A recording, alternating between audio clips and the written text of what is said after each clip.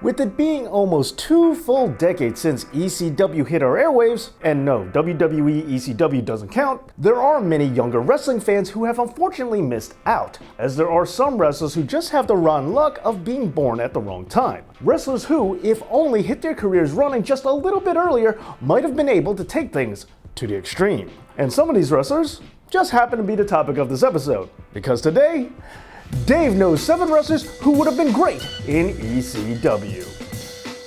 Now for this list, these are wrestlers that I feel would have done great under Paul Heyman and the ECW. Now technically speaking, some of these guys could have been in the company, as some of them did debut before the Extreme brand closed its doors for the last time, and also as ECW was home to a lot of beginner talent. However, that's not the point here, as I'm picking wrestlers who hit their prime after that sad day in 2001, because it's at their prime that I want to see them working with Paul E in Philadelphia, and it's also in ECW's prime that I would want to see them there. So, now that we have that out the way, let's get into the list.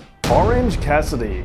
While many fans are torn on how they feel about Orange Cassidy, one thing I'm sure of is that he would have been great in ECW if only he had the chance. Now I know there are those who absolutely hate this gimmick, and I can understand that, but allow me to say that if you only know him from what you've seen in AEW so far, then that is just scratching the mere surface. Cassidy's nonchalant gimmick of wrestling with his hands in his pockets is at its best when he's using it to aggravate his opponents. By seemingly not taking the match seriously but still managing to avoid any onslaught, it infuriates whoever he's going against. And when his opponent does lose his cool, that's when the Orange One strikes and delivers his true offense. I tend to think of it as almost wrestling's version of Drunken Fist style. Now this character and this approach is something that I feel would be right at home in ECW, and I think Paul Heyman would know exactly how to utilize it for its best. Let's remember that Heyman is a guy who took Mikey Whipwreck, a wrestler who started out with no offensive maneuvers, and turned him into a world champion using the stunner before Stone Cold ever did, which if you remember was called the Whippersnapper at the time. Not only would I just love to have seen a feud between Orange Cassidy and Mikey Whipwreck, but I do think that the gimmick would have been right at home alongside other comedic characters like Amish Roadkill, the FBI, and of course, I think the Orange One would also do pretty well against some other color-based characters, such as the Blue World Order. Togi Makabe.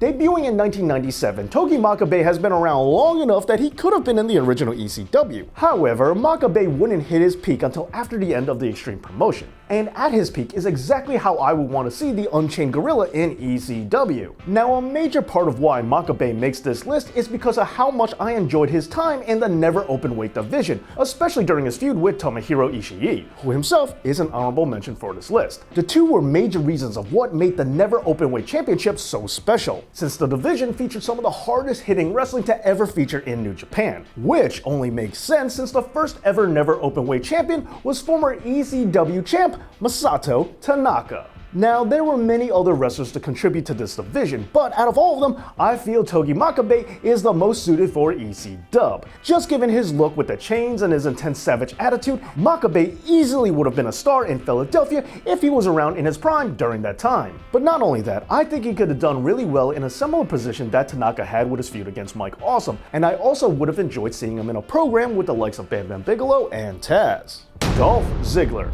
A common complaint of mine is how much ECW gets overlooked for its technical wrestling. Between wrestlers like Lance Storm, Dean Malenko, and Chris Candido, ECW was home to some of the very best technical wrestling there ever was. And speaking of Mr. No Gimmicks Needed, there's another wrestler who I think would have benefited greatly from taking the same career path as Candido did, and that would be Dolph Ziggler. Known for being bogged down by a silly character name, his past as a member of the Spirit Squad, and for being a victim of start and stop booking, Ziggler would have done really well to shed all of his layers and return to basics. Having a stripped down gimmick and going by his real name under the booking of Paul Heyman, we could have seen Dolph as the amateur wrestling champion that he truly is, especially since his gifts as a technical wrestler so often get overlooked in WWE. And I do think that he's one of the very best technical wrestlers out there today. Seeing him compete in ECW matches against wrestlers like Jerry Lynn, Steve Corino, and even Chris Jericho, back when Chris Jericho was still young and the two were on more even footing, would have been great to see. Oh, and let's not forget that I also would have loved to see him go against Chris Candido as well. Now, aside from all these great matches, let's not forget that there's another issue that does plague Dolph in WWE: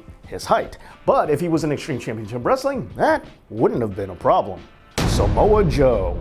As one of the toughest wrestlers out there, Samoa Joe would have been a no-brainer to wrestle to the extreme. However, while he did start wrestling in 1999, Joe is another example of a guy who was not quite ready to go there when he first started, for it would be years into his career before he would find his true character and become the monster that he is today. Furthermore, while we did eventually get to see Samoa Joe take on Rhino, it would have been really nice if we could have seen the two going at it during ECW's heyday. And along with facing the man beast at his best, I would have also liked to see him feud against the franchise Shane Douglas, not to mention a personal dream match of mine, Samoa Joe versus Taz. And in particular, the Joe that I really would like to have seen would have been the Ring of Honor Joe. While I think he did a lot of good work in TNA with AJ Styles and Kurt Angle, and even with Nakamura in NXT, the ROH Samoa Joe is the version that I think would have been best suited for the Extreme territory.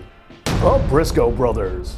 Beginning their career during the last year of ECW, I have no doubt in my mind that if ECW had been around just a little bit longer, Jay and Mark Briscoe would have definitely have gone to the Extreme. Now, the brothers started out in CZW and Jersey All Pro Wrestling before arriving in Ring of Honor, where the two are most known. But as we look at this career path, everything about them screams Extreme. From their rough and grizzled appearance to their excellent ring work and growing up in relative close proximity to Philly in Delaware, the pair has so many reasons why they should have been in ECW. Now, of course, if they had been there, a proper feud with the Dudleys would have been an absolute must. But it would have also been amazing to see them feuding with the likes of the Gangsters, the Eliminators, and the Gangster Natives too, now come to think about it.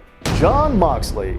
Now that the former Dean Ambrose has gone full circle back to his old moniker of Jon Moxley, I can't help but wonder, what if he had wrestled for ECW instead of AEW? Given his hardcore roots in promotions such as CZW, Moxley is an easy fit to go extreme. He's rough, he's tough, and he's not afraid of giving or taking a serious beating. In addition, with Moxley's mic skills and in-your-face attitude, he would have been a perfect fit for the 90s and the Paul Heyman brand. Just promo-wise alone, I would have loved to see him feuding with Brian Pillman and Raven, and it definitely would have been amazing to see him go to the Extreme with Sabu and the Sandman. But moreover, I still would love to have seen the rivalry that was teed up by WWE that never got paid off, with a match between Jon Moxley and Mick Foley. Furthermore, I feel that not only would Mox be a good fit for ECW, but I also think that the same is true the other way around. Despite whatever has been said in interviews, I think if Moxley took to being a Paul Heyman guy early on in his career, both parties would have definitely benefited greatly. Dean wouldn't have to worry about doing the hokey stuff that drove him out of WWE, and Heyman would have gotten a prime player for his company.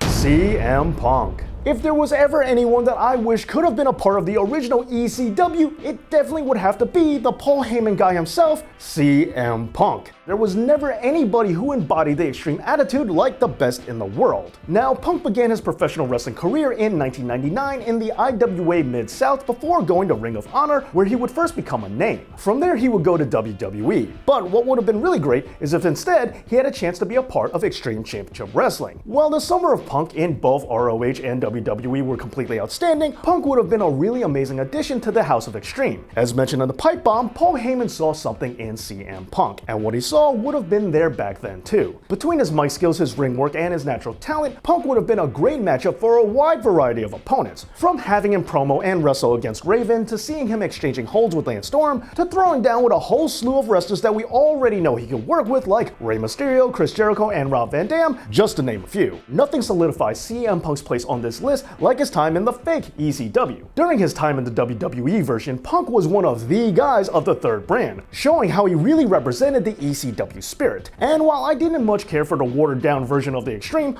Punk was definitely a diamond in the rough, leaving many fans, like myself, always wondering what could have been if CM Punk was in the real Extreme. Well, there you go. There's my list of 7 guys I wish were in ECW. But what do you think? Who did I miss out on? And do you want to see another video? Because there are plenty more that I could name. Well, let me know all that down in the comments. And don't forget to give me a big thumbs up, as well as subscribing right here to Dave Knows Wrestling. Thanks so much for watching. And as always, Dave knows.